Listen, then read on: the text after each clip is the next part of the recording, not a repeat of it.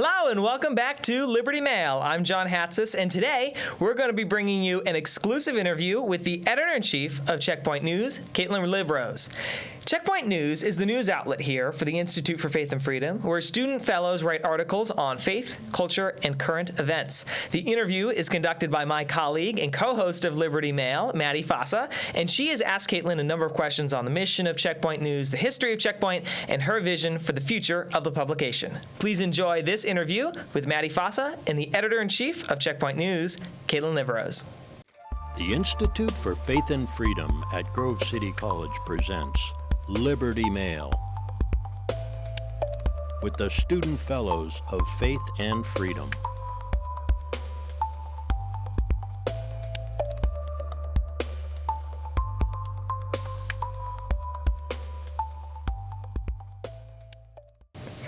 Katelyn. Hey, Madison. How are you doing? I'm good. How are you? Thanks for having me. Yeah, so glad to have you on the podcast.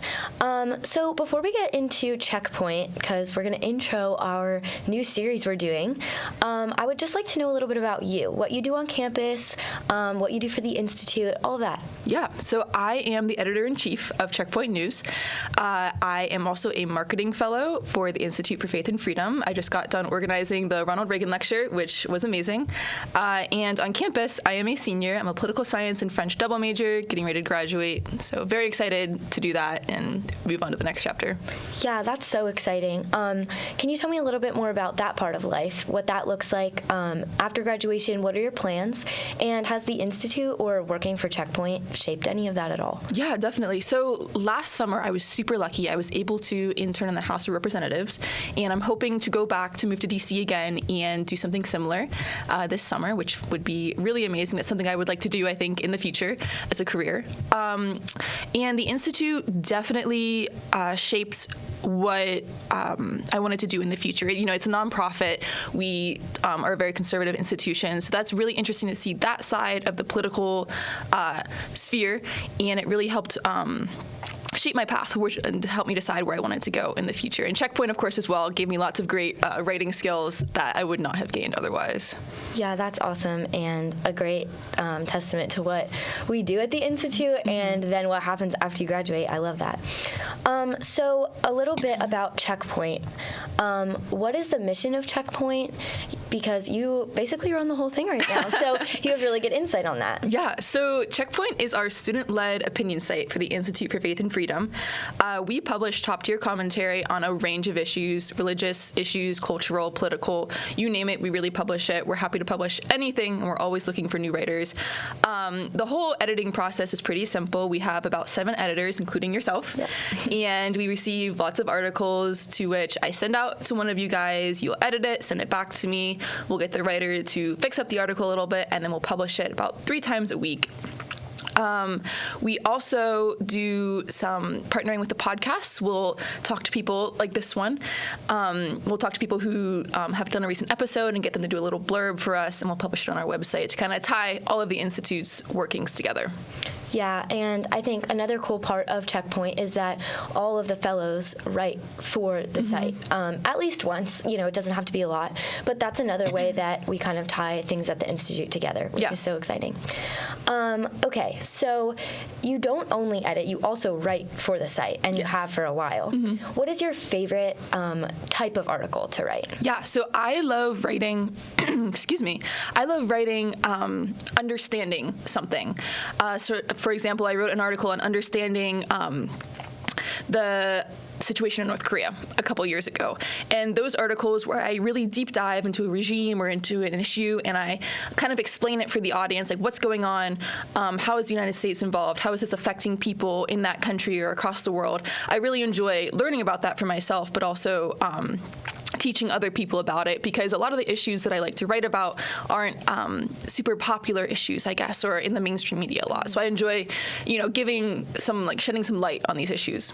Yeah, getting to have not a unique take, but just like explore a topic can be just as important as somebody really writing about their opinion. Yeah, so absolutely. That's awesome. And then on the flip side, as an editor, not a writer, what are your favorite kinds of articles to receive from your writers? Yeah, definitely. So I love getting articles that do some sort of political analysis. Obviously, I am into politics. I'm a political science major. I worked for the House of Representatives, but I don't love the analysis side of it. I don't like having to look at things and, synthesize the facts and figure out what is everybody doing. I love when somebody does that for me. So it's really fun as an editor to see that and then get to learn about it myself when I read the article and edit it. So that's definitely my favorite to receive.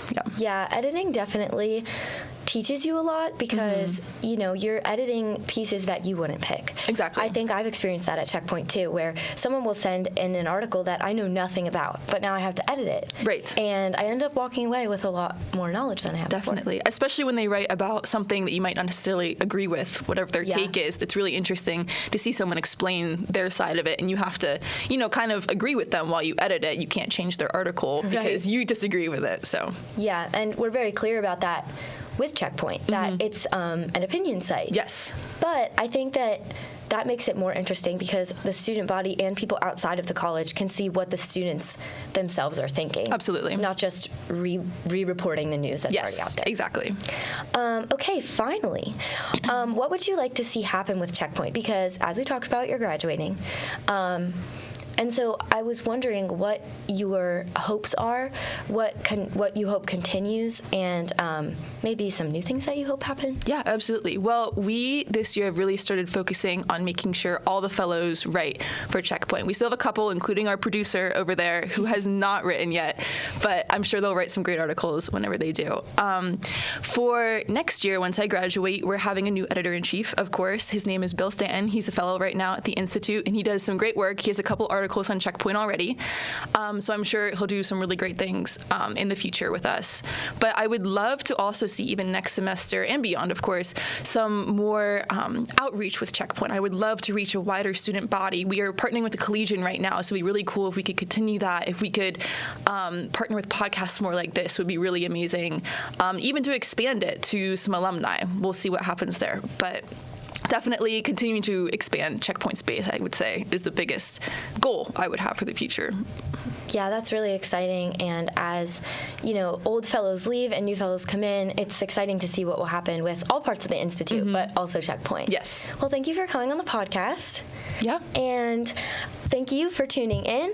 Please join us again next time as we interview more CheckPoint authors. Thank you.